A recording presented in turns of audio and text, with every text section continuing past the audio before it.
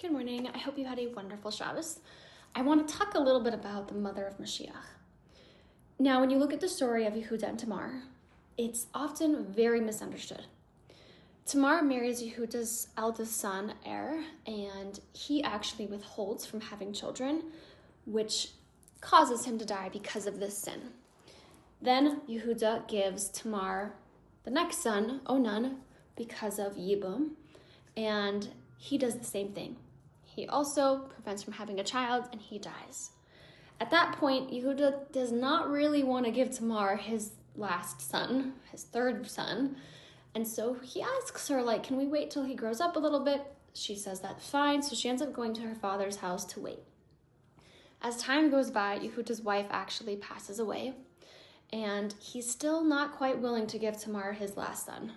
So, through deviousness, Tamar actually meets with Yehuda and conceives with him.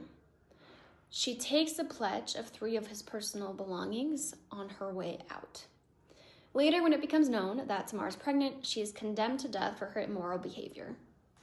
As she's taken to be burnt, she reveals these 3 personal items that she took as collateral and declares that the owner of these items is the man responsible.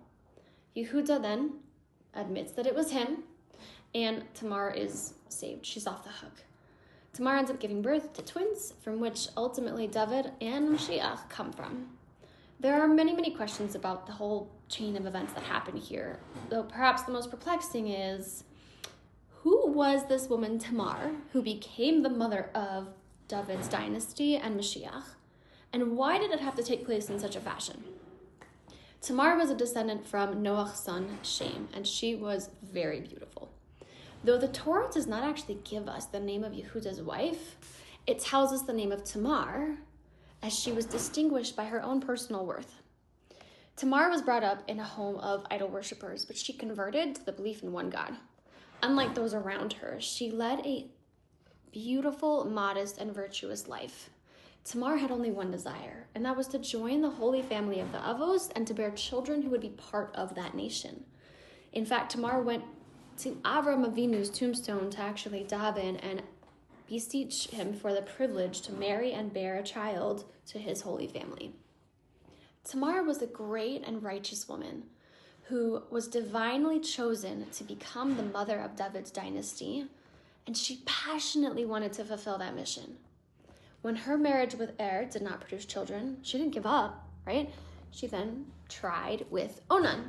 When Onan died as well and they were still childless, Tamar persisted in her quest to bear children for her late husbands. At times when there is enormous potential for a spiritual breakthrough of good, there is immense resistance by the Satan. Tamar realized that she had to seek unconventional and a little distasteful, however, it was halakhically permissible at that time, means to entice Yehuda and to stop the Satan's efforts of sabotaging the birth of David's dynasty. This was Hashem's plan. He wanted the dynasty to come through Tamar, through Yehuda, who was even more righteous than his sons. And Rashi explains that Tamar acted for the sake of heaven with pure intentions. When Tamar's pregnancy became apparent, she was condemned to death, not by any legal grounds. It was because of her seemingly loose behavior as the daughter-in-law of Yehuda, and it was an affront to his status of his ruling of the land. Now, this judgment would not have taken place to any other commoner. Tamar did not outwardly accuse him. She only hinted. It's because she did not want to openly embarrass her father-in-law. She reasoned that it was better to die than it was to expose Yehuda to public shame. This further indicates the righteous character of Tamar and her complete faith in Hashem, to whom she prayed for a miracle.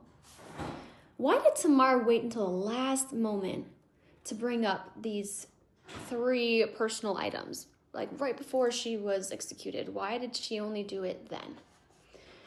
Rebbe Lezer says that the Satan here actually caused her to forget where those 3 items were to prevent the future of Mashiach from entering the world. Tamar beseeched Hashem's mercy with all of her heart, and just as she was being led out to her execution, she found the pledge And Yehuda admits that he's the culprit, that he's responsible, and he says, "She is right, it's from me." Rambam and Ramban say that Yehuda actually called out, "She is more righteous than I." Though Tamar was not born into greatness, she recognized holiness and she reached for it.